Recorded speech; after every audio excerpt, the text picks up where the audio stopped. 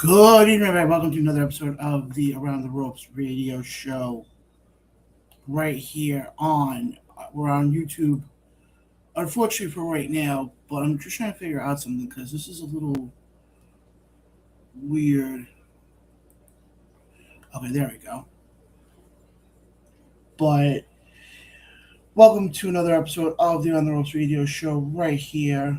Just give me 1 second here because I have another chat. Like I said, guys, we're on YouTube right now.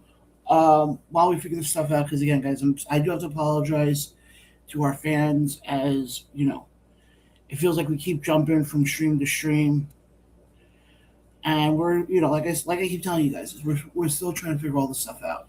But we are live on YouTube tonight, so definitely join us there.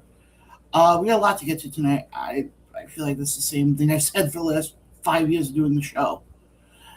But the big story I want to touch on first, and it's actually not even WWE or AEW or TNA, but it actually revolves the Indies and involves GCW.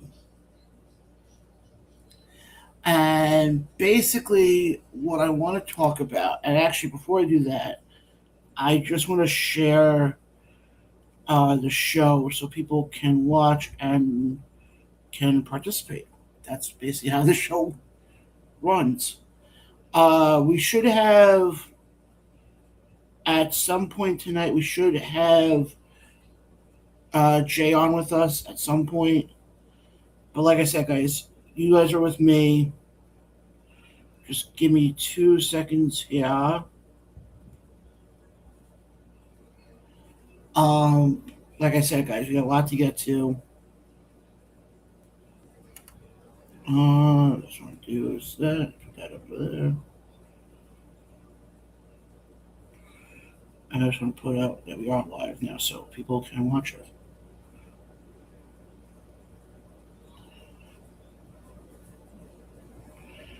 But like I said, I want to touch on what's been going on in GCW. And depending on how you look at it, some might look at it as good, some might look at it as bad. So it really depends on how you look around it. Got our first comment coming in here from our good friend David, who goes, "Hey John, I'm communicating through YouTube tonight to make sure my comments get through." Yes, David, I appreciate that, my friend. By the way, David, I hope you had a great birthday last week. Sorry we didn't really mention it that much, but again, hopefully you had a great birthday last week, my friend. But David, always glad to see you in the comments, my friend. But I want to get into what happened with GCW. And it seems that GCW is in the news again. And like I said, it depends on who you talk to. Some might look at it as good, some might look at it as bad. And I'll explain why in a second. We're getting to a point, as wrestling fans, we're getting to a point where a lot of our favorites that we see now, that we grew up with, are getting older. I mean, that's the fact of life. And we are seeing a lot of their sons and we're seeing a lot of the second and third generation kids coming. For example, Sting, one of his sons is wrestling now. You have Aaliyah Mysterio, Dominic's sister, is starting to train. So one of the people who has been training, he's had a couple matches now, is AJ Styles.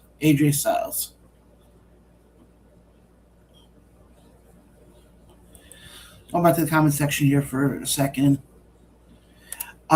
David says, "Hey, buddy, listen, the happy birthday post was more than enough and very appreciated. Thank you, David.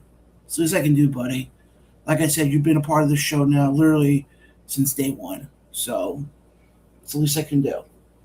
But AJ Styles' son, I think this was his second match, is being thrown through the mud because apparently he did not help set up the ring. And a lot of people are pissed off at him. But while some people are pissed off at him, other people are realizing that, hey, it is what it is. And So the fact that people are pissed at him for what happened, I think is so stupid. Now you can have people who are going to make their comments, who are going to sit there and say, "Oh, he should have helped. It's only the second match." But you got people. I mean, AJ Styles himself even put out a tweet and said he was paid to wrestle. He wasn't paid to help set the ring up. He was paid to wrestle. Now, I'm obviously not somebody who's in the industry, and I have never claimed to be in the industry. I'm just a fan, like everybody, like David, like Jay, like Ray. Anybody who's been on the show, for the most part, knows that I'm a fan. And have I helped sometimes when it comes to setup? Of course I have. But a lot of times I haven't. And I'm not, I don't have this Styles' name behind me. Yes, I think the problem is if this was any other independent wrestler, it would not be getting any sort of notoriety. And it's only getting notoriety because of who his dad is. Now, as far as my opinion goes, I have no issue with it. A lot of companies, I feel, that do ring rentals. Some of them, I'll go with the Northeast here. You got guys like Chad Mines, John Rady, and I'm talking more on the independent scene. You have Cindy up in Outcast Wrestling. A lot of times they'll bring a crew with them. And normally this is guys and girls who, I just want to lower this for a second, who are, there we go, who are,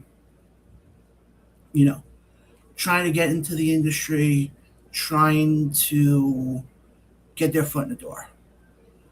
Now, do I think he should have helped? Yeah, I mean, you hear the stories of guys like Jimmy Hart, who doesn't need to lift a finger, who still sets up and helps break down. Obviously, he's not going to break down the ring, but he's going to help put chairs back. And the only issue, and I don't remember who said it on Twitter, somebody said it on Twitter, is instead of blasting him about it on the computer, through Twitter, they should have spoken to him about it, man to man.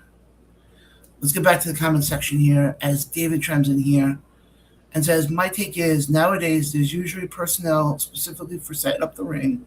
This isn't the territories from years where wrestlers doubled as ring builders, etc." Yeah, that's David. That's a very valid point.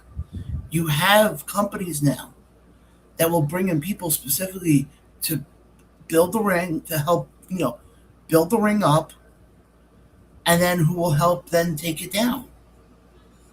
A lot of times, yeah, wrestlers can help. I'm not saying they can't.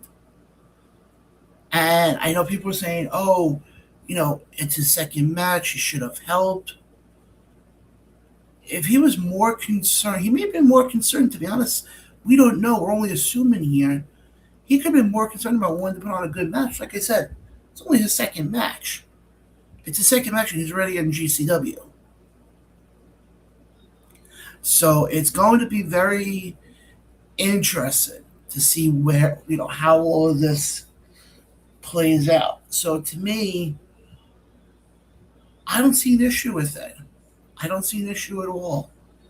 And I think everybody is only hampering on it because it's Styles' kid. If this was any other Joe Schmo on the independent scene, they wouldn't say anything about it. Yeah, exactly. Like David said, I'll go back to the comment section. David goes, "I could understand if it was the old AWA days." Yeah. If it was the AWA, if it was the old NWA, any of Mid-South, any of those, the old territories before Vince obviously took it over, you heard stories of a lot of times the wrestlers were the ones who helped build the rings, who helped put chairs out. They got past that. It's now 2026. This isn't 1972 in the middle of, Sheboygan, Wisconsin.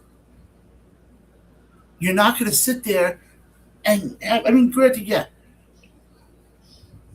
I think a lot of this is also only happening because it's Styles' son. I think we have to really think about that part here for a second. If it was anybody else, nobody would say anything. And it's like I said,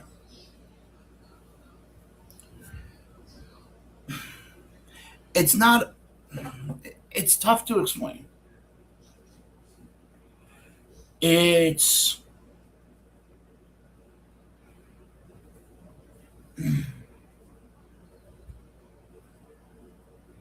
like I said. It's a very tough thing to explain. It's a very tough thing, and I want to see if I can actually get somebody who can help.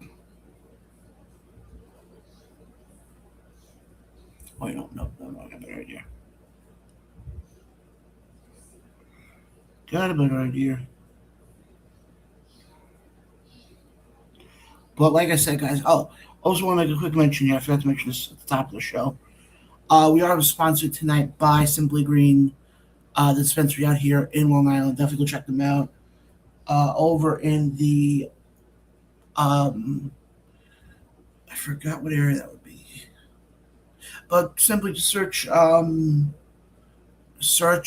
Simply Green on Facebook. I know I don't know when they're officially starting it, but I know at some point they will be doing delivery. So if you do not live in the Long Island area, but you want to definitely try it out, they are able, will be able to deliver. So you definitely want, that is something you definitely look forward to. But again, I want to give them a shout out for sponsoring tonight's show. But what I was just saying, as far as the stuff with him, I mean, he had AJ Styles had a comparison on Twitter. He said, "You invite somebody to your house for dinner.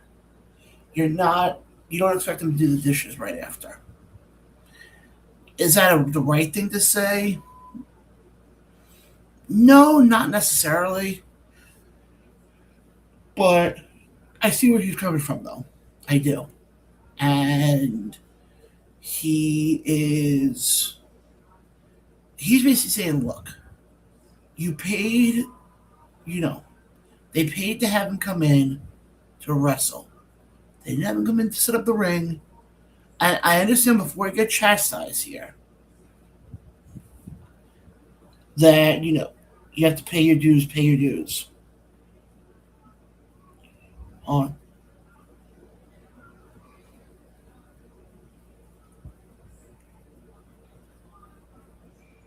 hang on.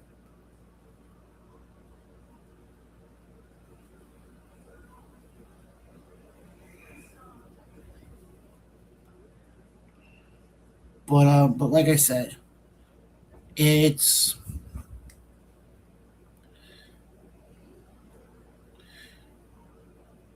like I said, I don't have an issue with it, but I can see people having an issue with it, especially people who are in the industry who are, of the mentality of you have to pay your dues.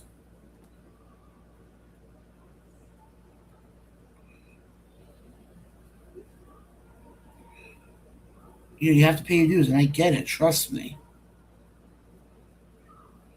But I also see it from the other's perspective. Of actually, let me ask you guys this in the comment section.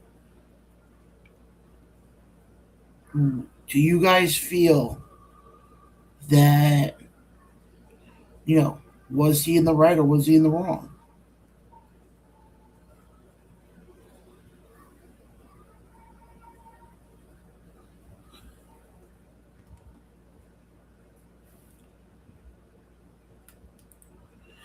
Let's go back to the comment section here. David says it'd be a different story if his name were Rhodes, etc. I don't think anybody would take issue then.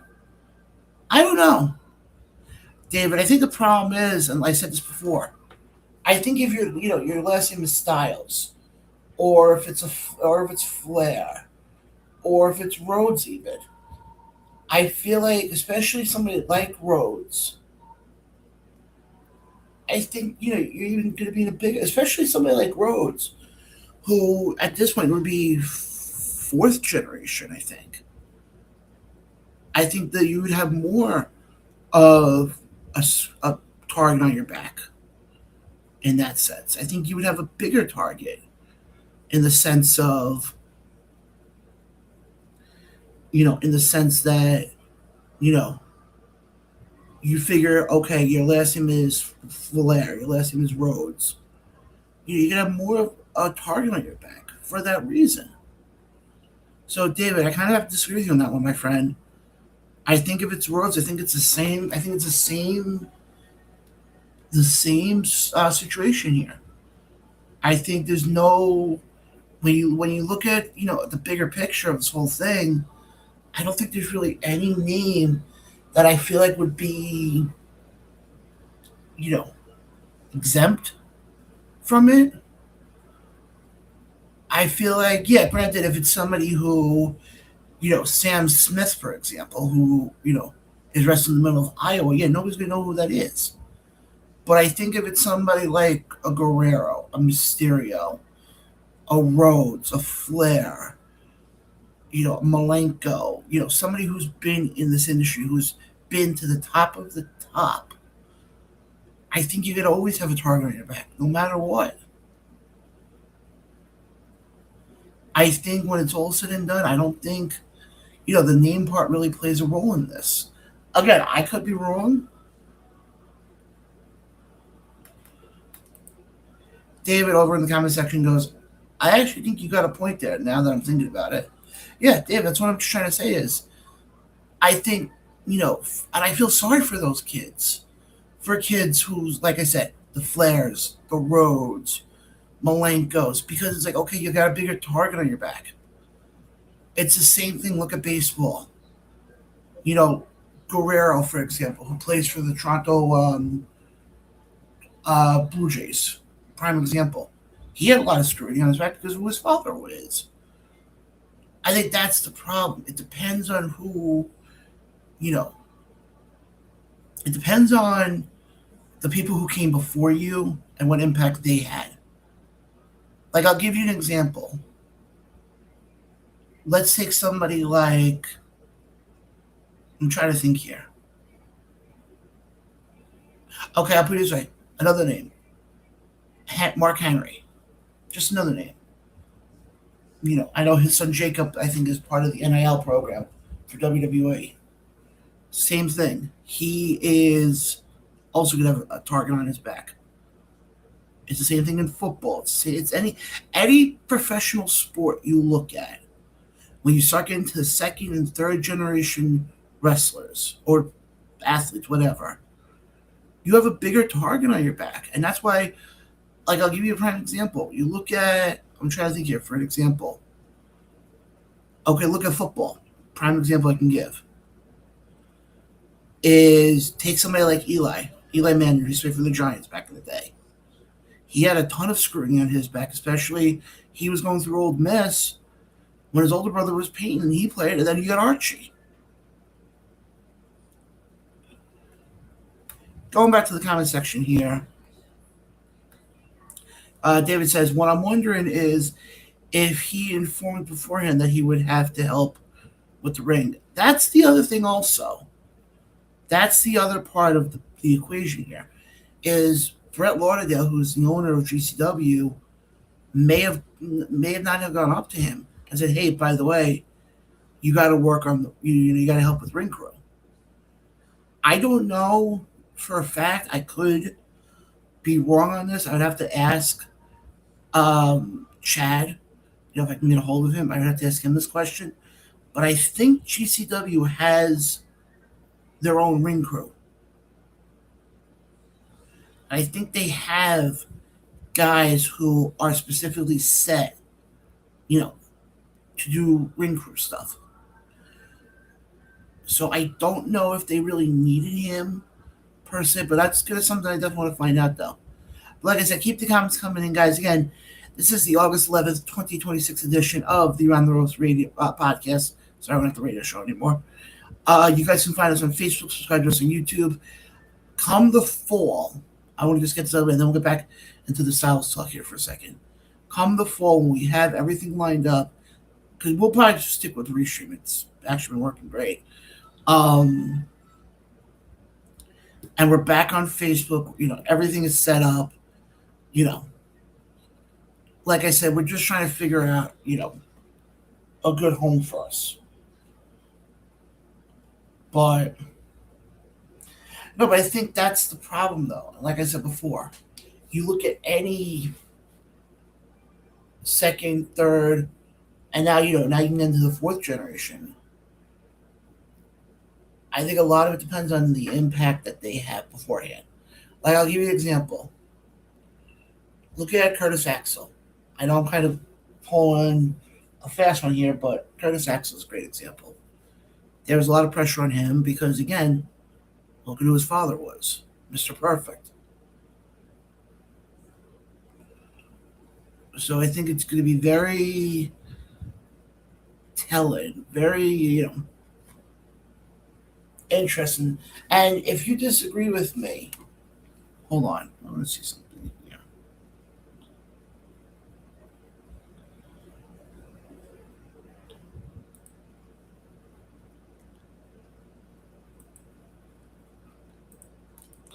I'm giving you guys, because like I said, right now, there we go.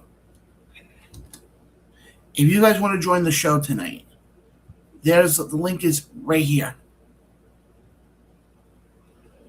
And you are welcome to join to give your opinion on what's going on. Let's go back to the comment section here. As David says, I would understand if GCW's gripe is if Avery was told, "Hey, you got to help with the ring," and he then refused. I feel like that's the part we're not getting, or nobody has said. Like I haven't seen Sean Ross Sapp or Mike Johnson or Meltzer or any of them report, that part of the equation. But David, that's a very interesting point, though. If he turned around and said, "Oh, I'm not helping," then okay, then I would have just said, "Hey, dude, you got to help." You know what? Let me actually bring in the fact checker.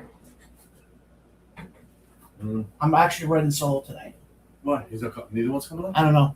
What do you want? Want to ask you something. Mm-hmm. AJ Styles' son. Who's AJ Styles' son?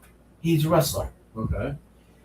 He's having a bit of an issue now. Why? With a company called GCW. Mm-hmm. Because it was the second match, and he did not help set the ring up. Okay. And a lot of people are pissed off at him. Why? Because he didn't want to help? Yeah. Okay. Now, do you think, because his last name is Styles, well, let me ask you this now. Do you think the fact of who his father is, do you think that's why people are, on him? And why he has so much pressure on him? Is it a requirement that he has to help set up the ring? Well, that's the one thing is, if you talk to a lot of people in the industry. Are they viewing guys for that? Well, what I was going to say is, if you talk to guys who are in the industry, they will always say in the beginning, "Oh, you want to pay your dues, you have to help set up the ring." And what do the union guys do? Well, not union guys per se. It's more of union guys. The guys who they had to set up the ring. That's the union guys. Yeah. Okay. But the problem that everybody's saying is, like, there's stories of how Jimmy Hart, who's in his 80s right now, who technically should not have to lift a finger, mm-hmm. has been known to help break down. That's what he wants to do. So. But people are pissed off that Styles, his son, is only his second or third match, and he didn't do it. Why he chose not to? Or they didn't say he didn't have to? That's the problem, though. Is nobody knows. Well, if you don't know that, can you comment on it? Well, because that's what actually the guy David in our comment section mm-hmm. made a great point of. Is we don't know verbatim. Well, No. Did GCW ask him? No, you're assuming, which doesn't make any sense. Yeah, that's half the problem. Okay. And I was saying how it's the same thing in any other sport. If you have not really. I mean, if you play baseball, they don't make you mow the lawn. Well, no. My point is this. I was looking at it more of if you play baseball, for example, or football. Yeah. And your father was a Hall of Famer. Yeah. You're gonna have more scrutiny on you. Not necessarily. You don't think so? Not necessarily. I was saying it in the sense of you take somebody like Vlad Guerrero Jr., for example. Being that who his father was, he would have had more pressure on him, I guess is my way to. Right, well, you want to look to your father, but you're actually your own person. He's actually good. Yeah, but here's the thing, though. I understand that, but my thing is, people like that, I feel like they have a lot of pressure coming out of the gate Well, sure you do. because it's, well, look, your father did it. Your father's a Hall of Famer. You want to try to live up to your father. Yeah, why can't? But I think that's the same thing in pro wrestling. Is if you have somebody with the last name of Rhodes or Flair Mm-hmm. or Malenko, I think it's the same thing. Not Malenko so much. But Flair and Rhodes. Yeah. And I was just saying Malenko just to kind of add, being that Dean Malenko made it to the top, but like guys like that, that's what I'm saying. Well, if the rule is that paying your dues involves helping set up the arena, then you do it. I don't know if it's a rule or just somebody's hassling it. Well, the problem is, it's somebody is basically complaining about it on Twitter. About what? They're making him help. That he didn't help. How did they know he didn't help? Because people who saw him at their place Oh, basically are turning around and saying that he basically was in the ring up until 2 minutes before doors open. is it really that important, honestly? In some people's eyes, it is. Cares? In some people's eyes, it is. Well, it's stupid. Who really cares, honestly? Yeah, What's the but difference? guys, like I said, definitely keep the comments coming in. I wanted to switch right now over to WWE. I want to get your thoughts on something else. Mhm. Obafemi. Yep. Braun Breaker. Yep. So it seems like that's where they're going now, the two of them. Obviously. What do you think about that? Well, unlike Brock Lesnar, Braun Breaker's a wrestler. Yeah. He's big, he's strong, but he also knows how to wrestle. Yeah. Obafemi, like Brock Lesnar, was not a good wrestler. He just used his strength. I'm kind of rooting. I hope Obafemi wins, but I'm kind of rooting for Brock Lesnar in the long run. Not Brock Lesnar, Braun Breaker in the long run. But Because that'll be Obafemi's first test to wrestle someone who knows how to wrestle. well, that's the thing is Obafemi came in, and right out of the gate, he started working with Brock Lesnar. You know what is also with Lesnar gone supposedly, they have to set it up. He can't wrestle like a has-been. No. I mean, he's got to wrestle a top guy in there. And the problem is also, you don't want to have him go after Roman so quick. Not yet. You want to build that up. I could see next year WrestleMania. Well, that's where, and I actually have an article that I'm coming out with tomorrow about it. About 5 superstars who I can see win the Money in the Bank briefcase, and he's number 1 on my list. Who? Obafemi. Oh, he'll win. I bet he wins. I can see, and that's what makes things interesting. Is you're in a position now where years ago, and people in the comment section, you guys know if I'm wrong on this. Years ago, it used to be, oh, you have to wait till the Rumble to get your opportunity for media. The only way I could see Femi not winning is everybody getting up on him. So that's going to be half the problem. But now also what you have to realize is you have so many guys now who are like upper mid card, main event. Good point. Compared to years ago. I mean, now you got Roman, you got Seth. Actually, here's a good point that David Reynolds brings up. He goes, I'm wondering if Heyman is going to screw one of them at some point. He's done it in the past. It's a possibility, David. It really is. We also have the issue of is Obafemi going to hook up with Paul Heyman somehow.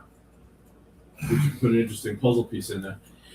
To be what honest, happens with Paul Heyman and Braun Breaker? to be honest, I feel like Paul Heyman and Obafemi, I feel like would not work. Why not? Because Oba can talk. So? He can cut a promo. So Back in the day, I mean, you can tell me if I'm wrong on this. I mean, you had managers.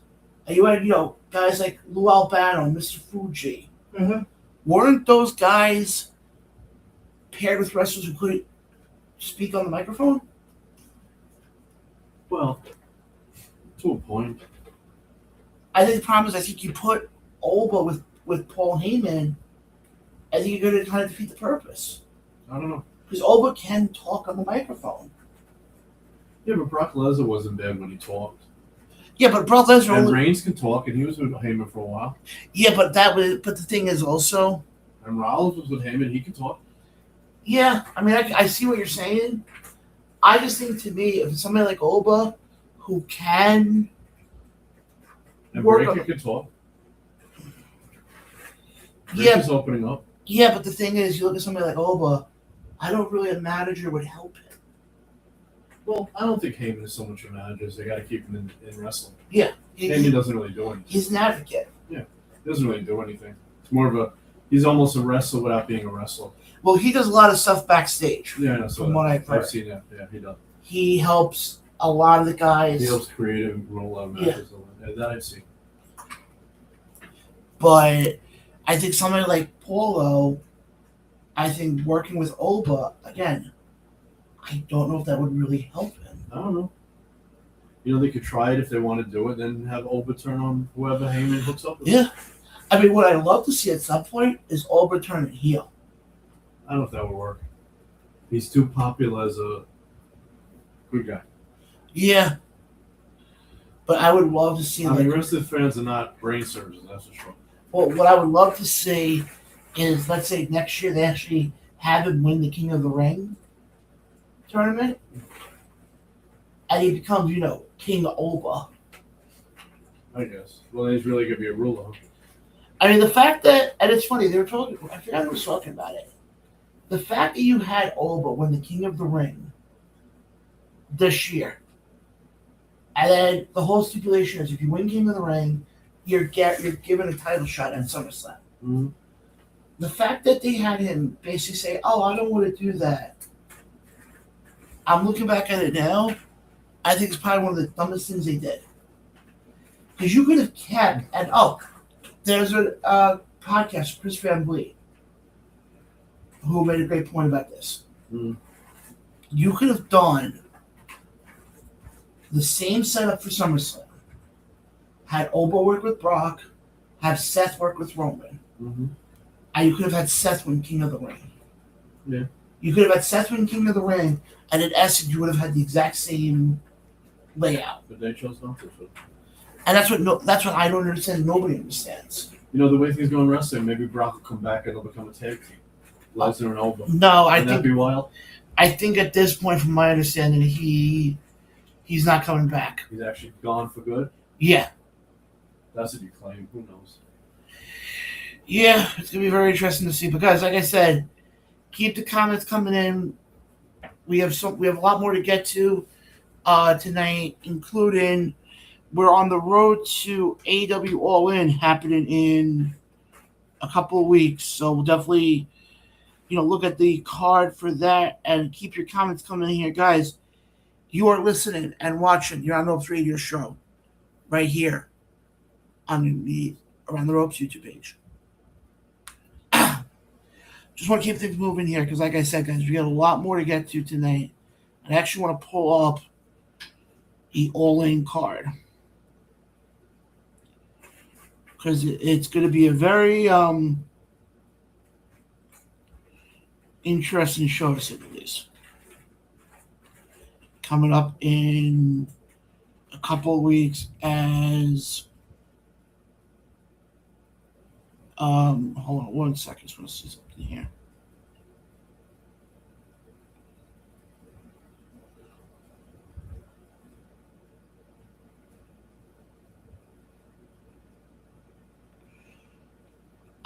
Because like I said, the card coming up for All In coming up again. Couple of weeks, not even, I think 2 weeks, is going to be a very interesting card because, again, this is AEW's biggest show of the year. Again, that goes down Sunday, August 30th, as they return to London, England. Actually, it's start time of 1 p.m. here on the East Coast, 10 a.m. on the West Coast. As of now, we have announced. Give me a second here. I can't find the card now. Here we go. All in. As of now, we have As of now, we have 6 matches announced. We have Will Nightingale taking on Mercedes Moné for the AEW Women's Championship.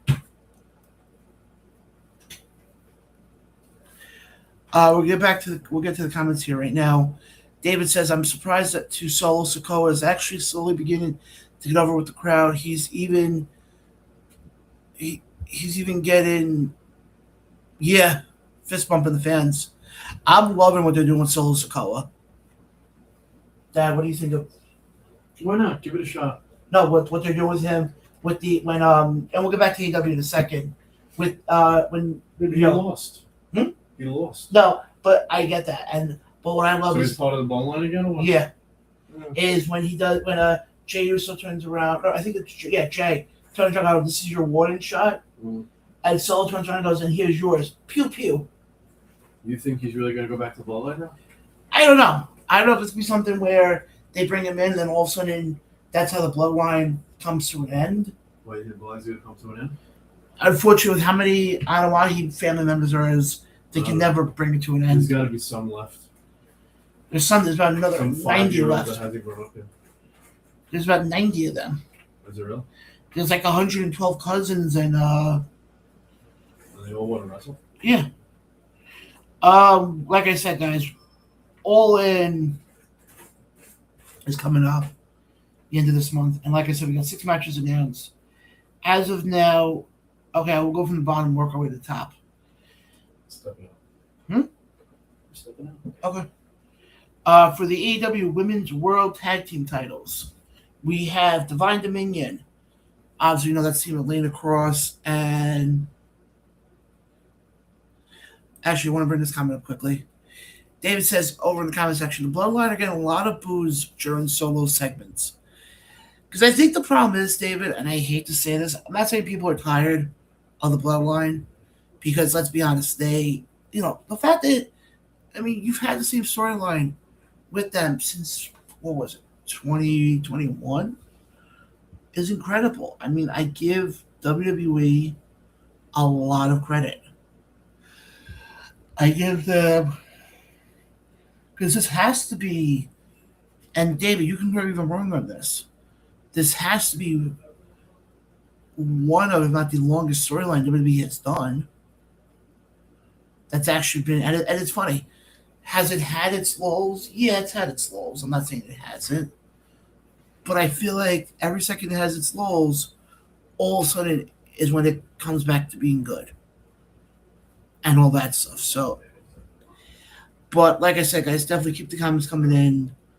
I appreciate the comments. Guys, again, we are live. This is your On the Ropes podcast. Catch us live here every Tuesday night, 8 p.m. Eastern, 5 p.m. Pacific. Talking all things pro wrestling. I want to get back into the All-In card here for a second. And we'll have our predictions, I think, the week headed into All-In as far as, who we think is going to win. But like I said, we got the AEW Women's Tag Team titles on the line. Divine Dominion, Lana Cross, and Megan Bain takes on the team of Brawling Birds, which is Alex Winster and Jamie Hayter. Not a good matchup. I'll be honest, compared to what they're doing with WWE, at least they're booking their women's tag team belts the right way. You have the finals for the Continental Cup for the AEW Continental Championship. As of now, the only way Moxley can retain his title is he has to basically win this tournament. Next, you got is Andrade El Idolo. It's a gauntlet match where the winner will receive a future AEW title shot. Be very curious to see who joins him in that. This match is a match, and I'm going to be honest, I don't think any wrestling fans saw coming. We have the team of Cage and Cope, or known as Christian Cage and Adam Copeland, who are your current AEW Tag Team Champions, takes on the Young Bucks.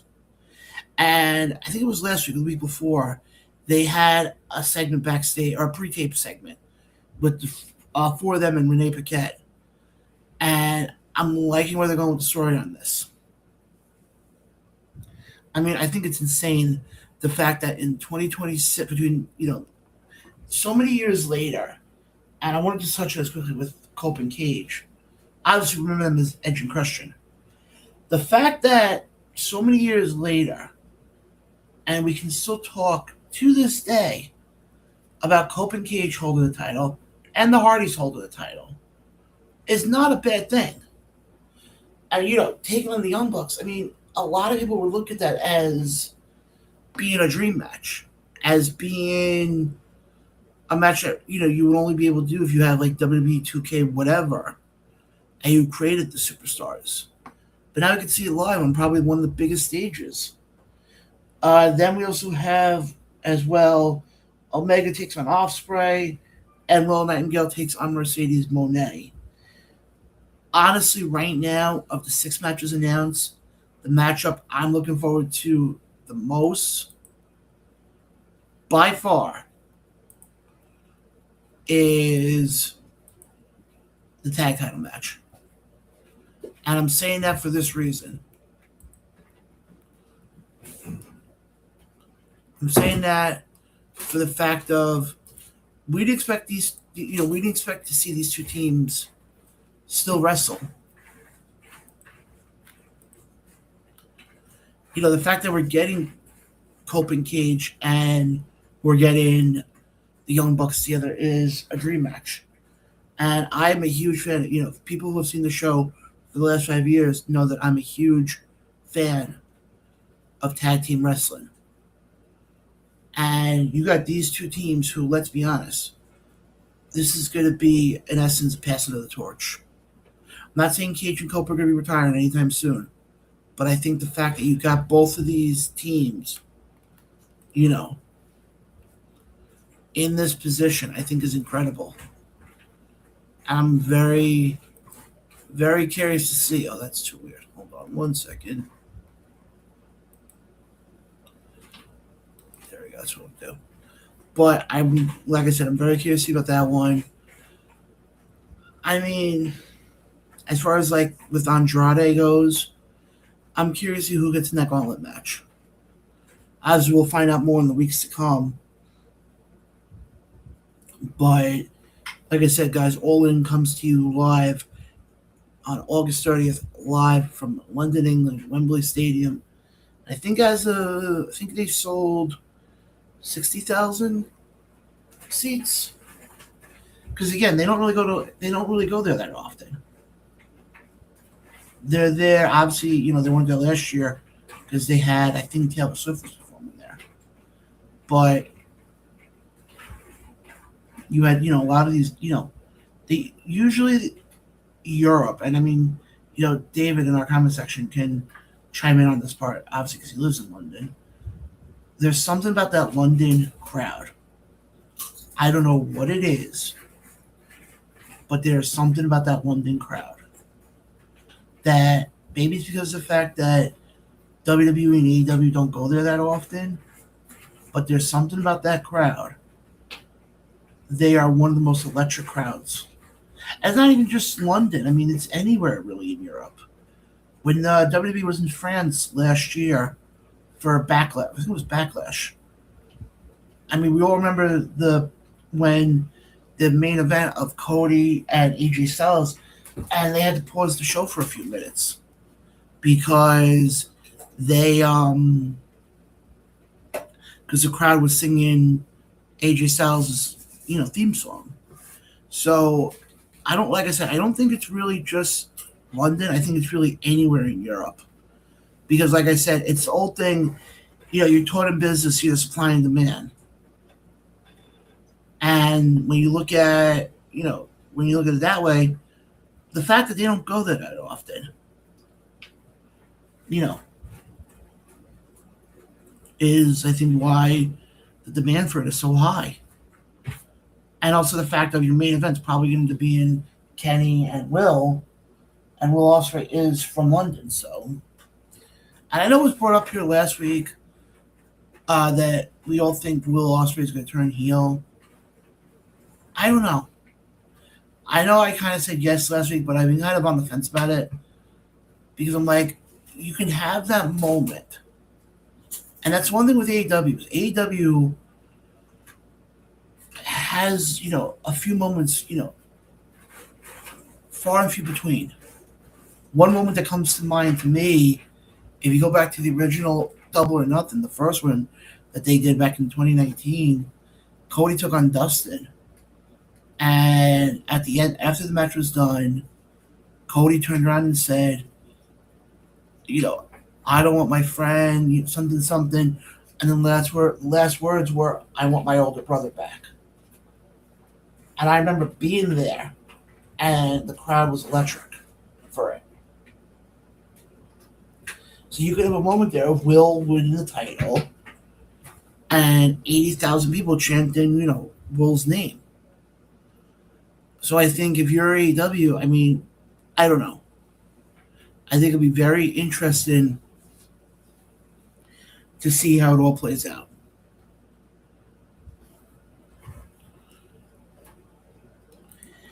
David over in the comment section goes, one word describes the pop from Europe crowds, John. Appreciation. We appreciate big events of all shapes and sizes, especially in England. Yeah, and David, if I'm not mistaken, a lot of that's because you guys really don't get, WWE or AEW that often. It's only you guys really only get WWE. Granted, I know they've been doing a lot more international stuff, but like AEW doesn't really do international. AEW really only goes to London, the week leading into the week leading into All In, and then for All In. So basically, if you don't get there that one show, you gotta wait a whole year. And I think the same thing with WWE. I know after Mania and usually sometime in the fall, they usually do the European tour. And I know now they've been doing a lot more because they've been doing a lot more international shows, so it's a little different. But back in the day, I'm talking not even 10 years ago, it used to be that England would only get WWE really for, I think, like a week, like after Mania for like 2 weeks. And then it would be the same thing for like come the fall. And also, if you remember, and I'm going as far back when Monday Night Raw used to be taped. So it's a little different back then. Now, if they're overseas, they can start Raw earlier now because obviously we know they're not on USA, they're on Netflix. But like I said, like I said, oh, okay, here's an interesting thing. Thank you, Dad. Mm-hmm. According to this, WWE announced that in 2027 Road to the Royal Rumble European Tour will feature 8 events across 7. First time in Dublin. Yeah. It's the first ever Raw they're doing in Dublin at the 3 Arena. The first ever SmackDown in Brussels. Okay. But like we said though, when they go to Europe though, and Dad, you can tell me if I'm wrong on this. Mm-hmm. The crowd is much more alive. Different crowd. Than they are, like, let's say if they're in, Philly. Well, you can't even say that because Philly, they're big in. I'll give you an example. If they're like in Santa Fe, New Mexico, the crowd's not going to be as electric. But how many times also, and I'll put it this way, how many times have we seen it where they can be in a town like Philly or a town like New York and the crowd is dead? Want to get back to the comment section here. David says, exactly, I've never been to a big Fed live event. I have been a WWE armchair fan, watch on television for like 40 years. Yeah, David, that's what the thing is, though. Like I said, now the company is doing a lot more international stuff. They're trying to keep, from my understanding, they're trying to keep more of, they're trying to keep more of the stuff. I think from what I said, like I said. It was like football and baseball. What do you mean? Football's in London all the time. Baseball went to Europe. Yeah. Same thing. Well, that's the funny thing is you bring that up. And, wasn't there a while that baseball wasn't going overseas, really? Yep. And they just started going overseas, what? A couple of years ago? A couple years ago, yeah. But then look on the other side. How many times with football do they go to Football's go to London all the time. London, they go to Germany now, Mm-hmm. Mexico. Well, now that the World Cup came here, they're trying to be competitive. Well, let me ask you this now. Hold on. This now brings up an interesting question. Do you think the reason for that, though, that, since it's not, and I'm not just talking wrestling, obviously, wrestling because it's the show, but do you think, like with wrestling, for example, that the crowd, when they go to, like, Italy or Europe or, like, Japan, that it's much different because of the fact that when they're in the States, like, they can be, like, let's say they're in Boston or in the Garden, for example. They don't sell out as much. Like, I'll give you a prime example. Look at SummerSlam. I think they sold 20,000 each night. They'll never tell you that. No. But also, if you notice, that's why they never announce. Because normally they announce how many, what the attendance is. Mm-hmm. And they never did it this year. Nope. But then you look at AEW, for example. AEW is going to London in like 2 weeks. I think they hit 60 or 70,000. Do you think it's because there's so much of it now that people in the States are getting so tired of it? No, I don't think it's that. And that makes sense how I phrased. You gotta realize, in Europe also, there's not that many sports. There's soccer. That's it. They don't have their own baseball, football, or anything. No. I think that's a big thing. And wrestling, even though it's not real, people still get into it. But I think that's the thing, though. It's the fact of, like, in the States, for example, like, they can be in anywhere in the States, and they're not going to sell out. Also, they go to, like, Italy, or they go somewhere across the pond, or even to Mexico. One of the big stadiums? Yeah. Huh? Wembley Stadium holds 80,000, I think. But this is why, as much as people know that I crap on Tony Khan, this is the one that I actually give him credit on. Is Tony Khan hasn't gone for the bigger buildings yet. There doesn't have to. No. Like, I'll give you an example. When they're in London, they could have gone to the O2 Arena. Mm-hmm. They went to Wembley Stadium. Wembley's pretty big. In the States, they were supposed to, from my understanding, when they did their first Dynamite, back in 2019, originally, Tony Khan just came out and said this recently in an interview. Originally, it was scheduled for Madison Square Garden. It's only 20,000. For the Garden? Yeah. Yeah, they ended up turning it down. Okay. Because, unfortunately, WWE, with certain buildings, has such a stranglehold, I guess. Yeah, but you got to really also, they're in business to make money. Yeah. With the rent it costs them and the salaries they have to pay, Garden wouldn't give them enough money. But the thing is, though, you look at, but then there's also, like, the place, perfect example, I'll give you the Garden. Because that's considered WWE's home, WWE, I guess, gets final say. But I'll give you an example. If you remember a couple of years ago, I think 2019, they did a show at the Garden. It was Ring of Honor show. Mm-hmm. And it was the first non-WWE show at the Garden. Mm-hmm. And they said the reason was that WWE pissed off the Garden. So I don't know. WWE pissed off the Garden? I don't remember the story of that. I have to look into that story. Mm-hmm. But I remember that, though, and they sold out. So it'd be very interesting to see. There are a lot of fans that are fans of independent wrestling. Yeah, I think the problem is there's a lot of people who are fans of wrestling, but you have people who like the one thing we push for on this show is we're fans of wrestling. Mm-hmm. Yeah, if you have something that's good, we'll be the first ones to say it. But hold on. David over in the comment section has an interesting question here, or interesting point now. If TKO and WWE used their brains and allowed the UK to host WrestleMania, they would make a lot of money guaranteed. Well, and they wouldn't get people pissed off because it wouldn't be political like Saudi Arabia.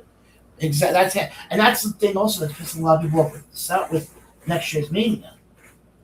Is nobody understands, because there's been talks, unfortunately that's the problem. The problem is, it's also, nobody understands because there's been so many talks about giving London a Mania.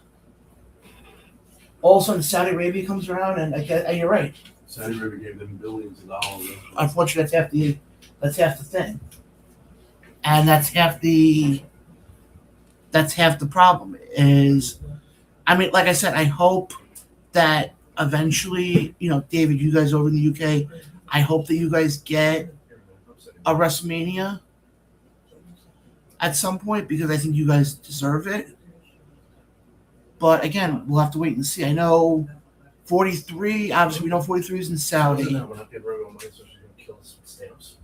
So I don't know I don't think they've announced 44 or 45 yet. Was this the same thing? But I think that's going to be Same coming, in the weeks to, in the months to come, in the years to come. We'll find out. And like I said, I'd be very curious to see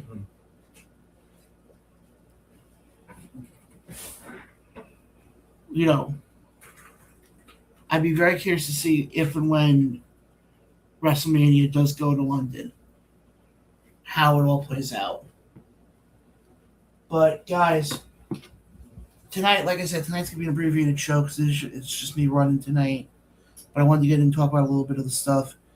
We'll be back next week live, 8 p.m. Eastern, 5 p.m. Pacific. Should be the whole crew back. I'm not sure. We'll have to wait and see how the week goes.